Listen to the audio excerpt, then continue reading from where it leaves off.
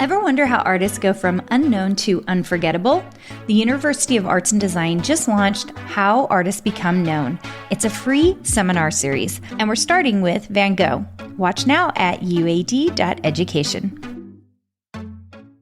Welcome to the Make and Design podcast. I'm Carina Gardner, and today I have on my good friend Amy Smart. We are pulling some of the interview that I did for our Design 610 Creative Perspectives class so that you can listen to it here. I think you'll really enjoy what Amy has to say. Make sure and go check out what she's got going on. This is an inside peek into her business, and I think you'll really enjoy it. And with that, let's listen to Amy Smart. Today, I am here with Amy Smart. She owns Diary of a Quilter. And I think we're going to start this one interestingly because I actually know Amy pretty well. She actually went to high school with my husband, which is so funny. Yeah. Really kind of small world. Because I know Amy, I thought instead of starting with her story and how she started her business, we would just dig right in. And she already wrote some notes on things that she learned from being a business owner. So I thought we'd start there. So Amy, do you want to, I know you've got the list, so let's talk about it. Okay. So I was at a trade show, and I've been in my industry for 20 years now, and that industry has shifted. My business has shifted. I've learned so much in that time. And so it was a good minute to just kind of take a second, and I just brainstormed some things I've learned from this industry in the last 20 years. And before we do that, do you want to say what you feel like your industry is? I mean, okay. Yes. We'll give a little background. Let's give a little background. Let's do that. So I work in the quilting industry. I've worked in everything from a brick and mortar store to starting blogging in the late 2000s to growing social media, the next decade to writing content and I write quilt patterns is probably my biggest revenue at this point, and I've been selling those for over 10 years, both digital content and printed content. So I've worked with the publishing industry. I did a book, and then I've worked with the fabric design industry, producing curated fabric collections I've worked with Riley Blake Designs. So I've had a gamut of experience in the quilting industry, I would say. Yeah. Yeah. I don't know. Okay. That's perfect. Yes. And that's another reason Amy and I know each other and see each other. We actually saw each other at the trade show because we both designed for Riley Blake. So, okay. We're just going to dig right into things you learned. And I think maybe do one at a time because I'm going to have more questions. I have a feeling. Yeah, let's do it. I'll just start throwing them out there, and we can riff off each other because I'm sure we've learned so many similar things. The first is to just ask questions and be curious. I think you can and get lots of different perspectives, talk to lots of people in the industry that you're interested in being in. But it's also really good to ask questions of people who are clueless. Sometimes when we're asking questions in an industry, we're going to learn a lot, especially people who've had that experience a lot. But I think it's also really helpful to ask questions of we can get in a tunnel vision if we're only asking questions in our industry. Get perspectives from people outside the industry, whether it's in business, whether it's what do you think of this design? What do you think of this business plan? My husband is really helpful for me because this industry is not his wheelhouse. He comes from a very different perspective of public relations and media communications. And so he's helped me a lot to see things from a different perspective. And so, yeah, I would say just be curious, ask questions in your industry and outside your industry. What if you're someone who's a little bit shy though, and you're oh, I don't want to ask that person that thing. Do you ever feel that? Oh, that you're describing me. It's taken me a lot of years to be courageous.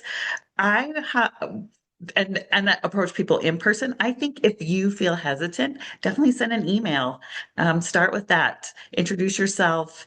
Say I'm flattered when people email me and ask questions like what have you learned here? And it may not be that they can respond to 20 questions, but maybe just start. If it's somebody who is really busy that you respect a lot, just narrow it down to one or two. Hey, or could I set up a time to pick your brain? It does take courage. And This will another thing on my list is you don't have to do everything all at once. So don't feel like you need to like bombard everybody you know with questions, but just along the way, as people come into your path, ask questions. Do you find that asking question in person is easier though than I like doing do. email and I digital? do. Yeah. So, I mean, that would be a good reason to attend a trade show, for example, or I'm trying to A think of other ways. conference. There are A like conference. conferences. Exactly. Yes.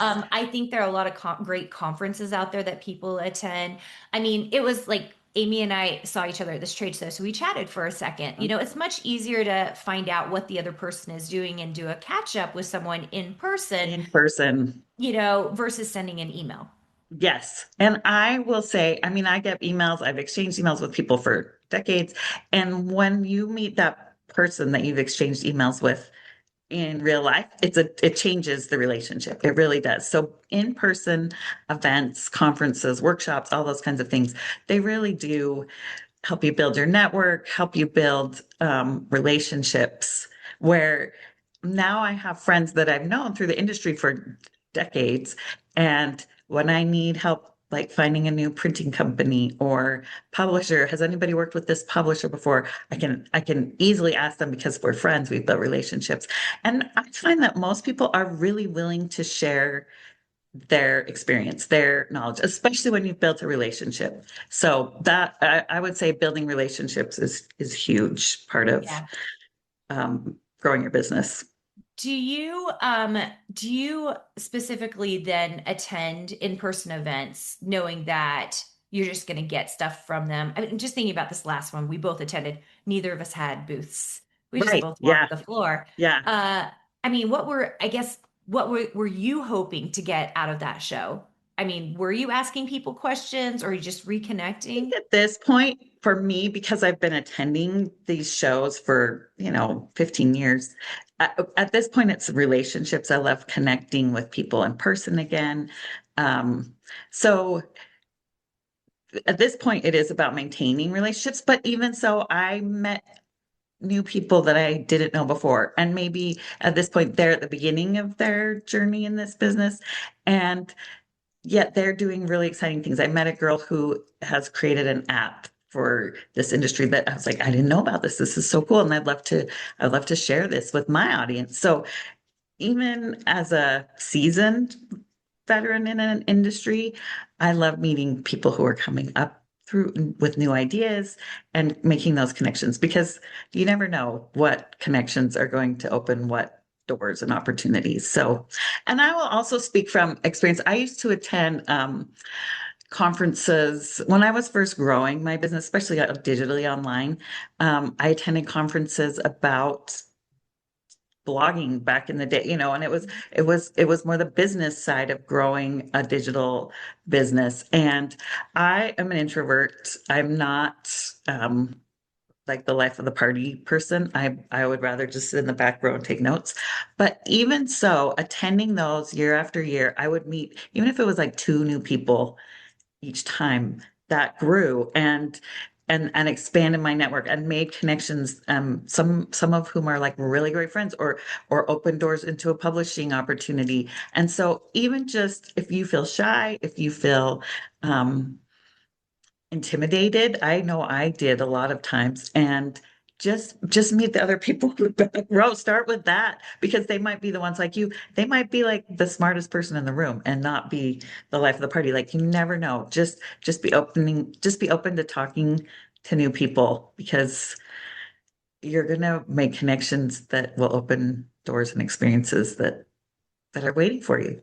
Yeah, I was just going to ask you, like, why is networking so important to you? Because it clearly is. Yeah, it's helped me grow so much.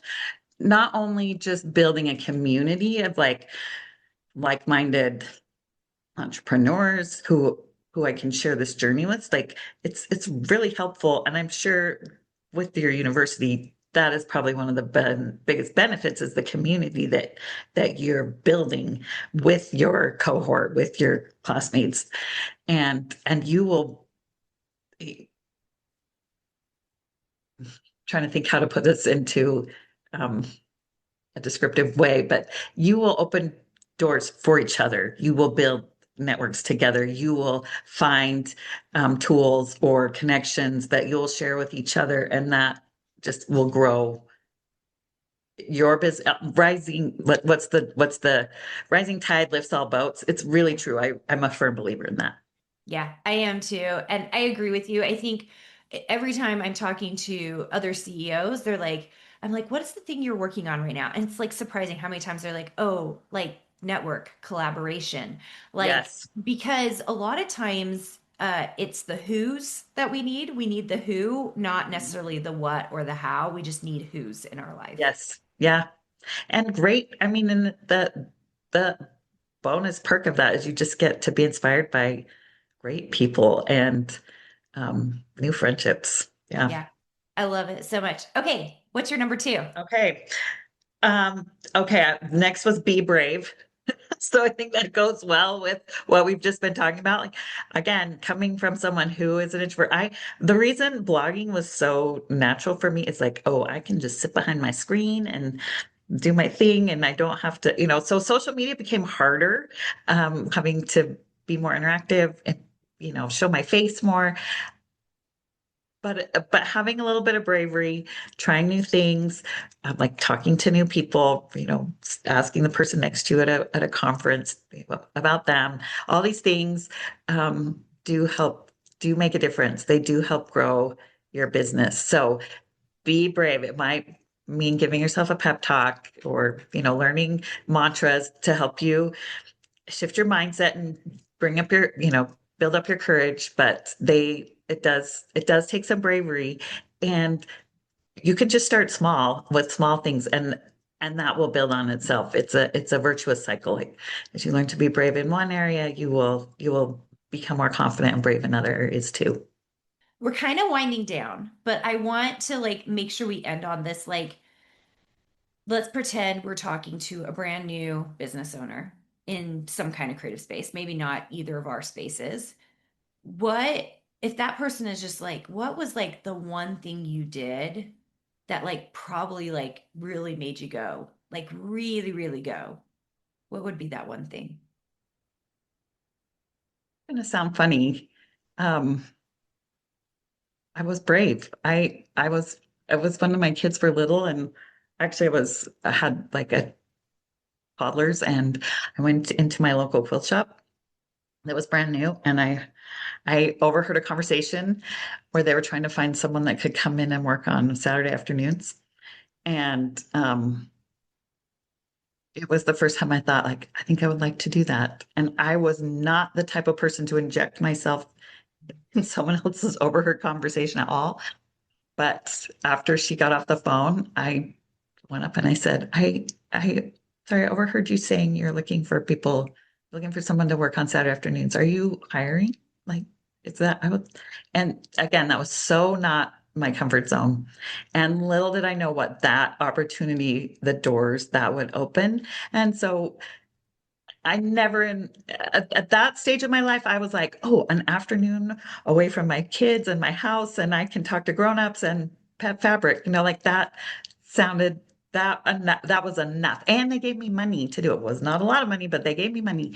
And I could pay for this hobby that was kind of expensive for me at that stage of my life. But that really was a hinge point, and I had no idea that it would become this career, that I would grow in this industry, that I would eventually later design that fabric. So I'm proud. Like if I could go back and like talk to that myself at that stage, I would have been like, you are so amazing. You have no idea what you're doing right now. So those little hinge points really can open doors. And that, I guess that goes back to being brave. Like be brave and get that. You don't have to do it all the time, everywhere, every minute, but when an opportunity is there, just be brave and and step into that opportunity. Ask something that might be outside your comfort zone, because it could be opening a door that you can't even imagine right now. I love that story so much. I think all of us in business have those stories where it's like you did this one thing and it turned into something you had no idea it was going to turn into. Yeah. And I love that it was just you overhearing a conversation in a quilt shop that led to a job. That is the Yeah. coolest thing ever. I love that, Amy. So yeah, I looked at, I mean, at that point I was like, I just need to be able to pay for this hobby I can't afford. But it opened so many, yeah, it's I have amazing. so many of those too. And it was like, I remember one of my biggest ones was I paid $17 for like an entrepreneur boot camp that Yes. 100% changed my life. And that's why Wow. I started doing my own design boot camp because I was like, this, like, and I did it for cheap because I was just like, this changed my life. Like, I literally didn't know what I didn't know. And it just, everything changed from there. Yeah. So, I love Yeah. that so much. Amy, if people are like, I would love to see what she's doing now, I'd like to see like anything that you've got going on, where can we send people? Okay. So my website, send you to my website. Um, but you can also find me on social media, is Diary of a Quilter, which isn't that a 2008 blog name? I mean, that's what I named it back then. And it's still, little did I know, I'm actually really proud of that. It has, I didn't realize at the time I was putting SEO in my title of my website. And so there's another plug for SEO. It talks, I'm a quilter. So you can also find me on Facebook and Instagram at Diary of a Quilter. And yeah, I'm starting to work on new projects where just helping mentor other people with their tech, like teaching some of the tech skills that have helped me along the way too. So I love that so much. So, Diary of a Quilter, I think is so great. Go check it out. Go sign up for her newsletter, you guys. That's the thing that you really want to do is you want to sign up for her newsletter and see what she's doing. that and I not that you might be interested in quilting or need all these quilting hacks, but I has become very successful. I've really figured out a model that works. And so if you want to see a model that works that I'm getting 68% open rate, like this model is working. So if you just want to like see what is resonating for people, not that you need to You guys want to know learn how to quilt. 68% is ridiculous. Okay. Industry average, your hope is to do a 25% open rate. So No. 68 is just like So this it's working. Like I feel like I found a balance of here's things you can do, and then here's a little piece of me each week, and it's people are coming. I get the most responses or people telling me, like people coming up to me like, I love your newsletter. So it's working. Whatever's happening with that, it's working. So amazing. Okay. You guys go check out Amy. Thank you so much for joining us, and we will see always you so good to guys. talk to you. Good luck, everybody. So proud of you. Keep going. I love it. Okay. We'll see you guys. Bye. As you heard there, Amy is so generous with her information. You guys got about 15-minute segment of this hour-long interview I did with Amy. So it is chopped up a little bit. So you only got to hear a small segment of it. But I think it's one of the coolest things that we're doing at the university, and that is interviewing designers, artists, business owners to give people new perspectives on what they can possibly do as a business owner, because there's really a lot out there they can do. I hope you really enjoyed that. Go check out Amy's website, and we'll see you soon. Want to hang out more? Go to designsweetcourses.com/free to get our weekly freebies and patterns, die cut files, and more. Can't wait to see you there. I have a gift for you. My third book, The Intentional Design Year, is out, and I want to give you access to read it. To get the digital copy for 1 month for free, go to www.designsweetcourses.com/intentional. Make sure and do the www. Because for some reason, that's the only way it will work. Anyway, this will get you free access to read the book for an entire month. If you love it, you can always go to Amazon and get the whole book plus the prompt journal.